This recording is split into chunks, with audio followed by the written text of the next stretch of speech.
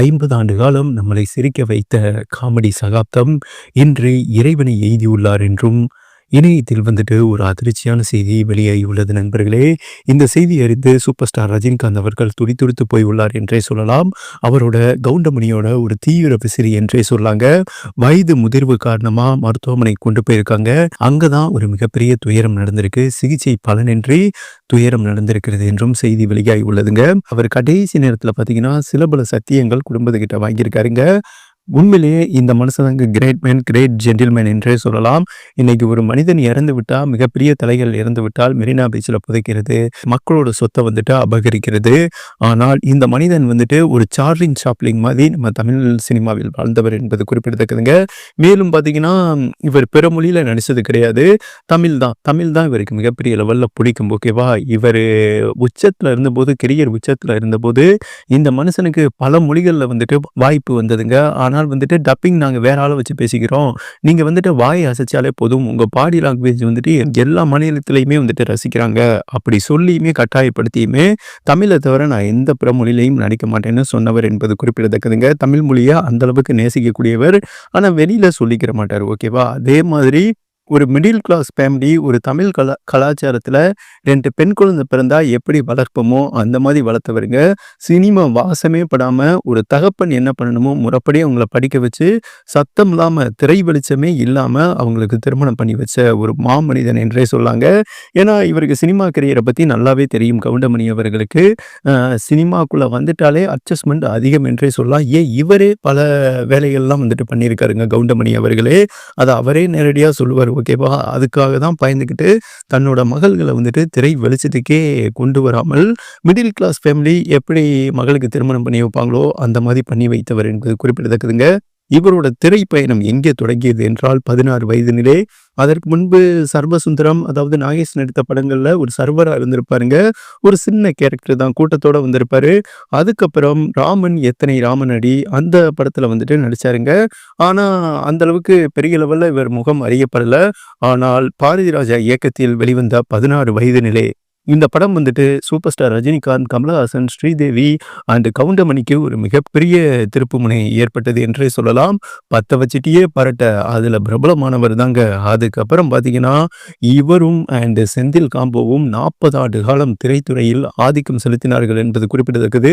இவங்க இல்லைன்னா அந்த படம் ஓடாதுங்க. அன்றைய காலகட்டங்களில் இருந்தீங்கன்னா உங்களுக்கு தெரியும்.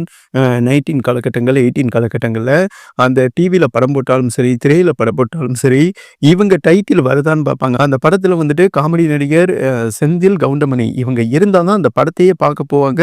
இல்லாட்டினா டிக்ளரே பண்ணிடுவாங்க அந்த படம் நல்லா இருக்காதுன்னு. அந்த மாதிரி ஒரு ட்ரெண்டிங்கை செட் பண்ணவங்க என்பது குறிப்பிடத்தக்கதுங்க. கவுண்டரு இவரை மாதிரி அடிச்சுக்கிறவே முடியாது. அதே மாதிரி பார்த்தீங்கன்னா யாரையுமே மதிக்க மாட்டார். வாடா போடா, எந்திரா நாயே, போடா நாயே அப்படின்னு சொல்லி அண்ட் பிரபலமானவர் என்பது குறிப்பிடத்தக்கதுங்க. நக்கல் மன்னன் என்றே சொல்லலாம்.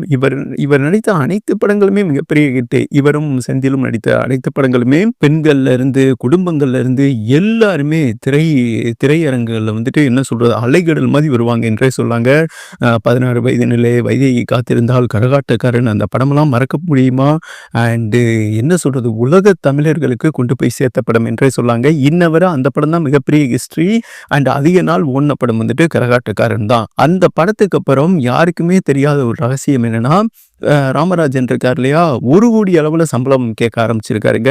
அன்றைய காலகட்டங்களில் ரஜினிகாந்த், கமலஹாசனே அவ்வளோ சம்பளம் வாங்கியது கிடையாது. வெறும் 6 லட்சம், 7 லட்சம், 25 லட்சம் இந்த மாதிரி வாங்கிட்டு இருந்தாங்க. இவருக்கு இந்த படம் ஹிட்டாக அடித்தவனையே சத்தம் இல்லாமல் 1 கோடி வாங்கியவர் என்பது குறிப்பிடத்தக்கது. அந்த படம் மூடியதற்கு மிகப்பெரிய காரணம் அந்த வாழைப்பழ காமெடி என்பது குறிப்பிடத்தக்கதுங்க. அதுக்கப்புறம் சின்ன தம்பி, மன்னன், சூரியன், ஜென்டில்மேன், நாட்டாமை, உள்ளத்தை அள்ளித்தந்தால், மேட்டுக்குடி இவர் இருந்தால் தான் இந்த படமெல்லாம் ஓடும். ஓகேவா, அந்த மாதிரி இயக்குனர் மைண்ட்லையும் ஹீரோக்கள் மைண்ட்லையும் விதைச்சிட்டாங்க என்றே சொன்னாங்க இந்த 2 பேரும். ரஜினி அண்ட் சேம் டைம் பார்த்தீங்கன்னா கமலஹாசன், எல்லாருமே எல்லா நடிகர்களுமே இவர் காட்டி கால் சீட்டுக்காக வெயிட் பண்ண காலம்லாம் உண்டுங்க. அதுதான் 50 ஆண்டு காலம் சினிமாவை தன்னோட கட்டுப்பாட்டுக்குள்ளே வச்சிருந்தாரு.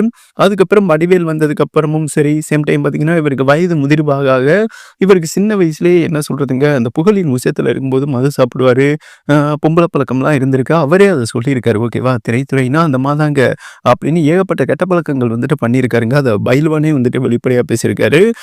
பட் அதுல அவரு உடல்நிலை ரொம்ப மோசமாயிருச்சு. நுரையீரல் அண்ட் கிட்னி சேம் டைம் பார்த்தீங்கன்னா, கல்லீரல் இவருக்கு ஆல்ரெடி பார்த்தீங்கன்னா, நீரிழிவு நோய் சேம் டைம் பார்த்தீங்கன்னா, சுகர் இருந்தது. அன்றைய காலகட்டங்கள்லயே 50 வயதின் போதே. அதுக்கப்புறம் சினிமால இருந்து கொஞ்சம் கொஞ்சமா ஒதுங்க, அ இத வந்துட்டு வடிவேல் சாதகப்படுத்திக்கிட்டார் என்றே சொல்லாங்க. இவங்களோட கெரியர வந்துட்டு முடித்தவர் என்றே சொல்லலாம். முடிக்கல. அதாவது இவங்களே 2 பேரும் ஒதுங்கிட்டாங்க. செந்திலும், கவுண்டமணியும் உடல்நிலை கோளாறால். ஹீரோவா சில படங்கள் வந்துட்டு நடிச்சிருக்காரு. சமீபத்தில கூட 49 அதன் பிறகு அவர் வாழ்க்கையில் நடந்த ஒரு மிகப்பெரிய துயரம் அவங்க மனைவி தாங்க. அவங்க மனைவி இருக்கிறவங்க தான் இவருக்கு ஒரு மிகப்பெரிய மரியாதையே. ஒரு சின்ன விஷயமா இருந்தா கூட இவங்க உடல கேர் பண்ணிக்கிறது அவங்க மனைவி சாந்தி அவர்கள் தான். ஓகேவா? அவங்க 2025 உடல்நிலை குறைவால் வந்துட்டு காலமானாங்க. அந்த இழப்ப வந்துட்டு இவரால ஏற்றுக்கொள்ளவே முடியல. ஒரு மிகப்பெரிய தூணுங்க.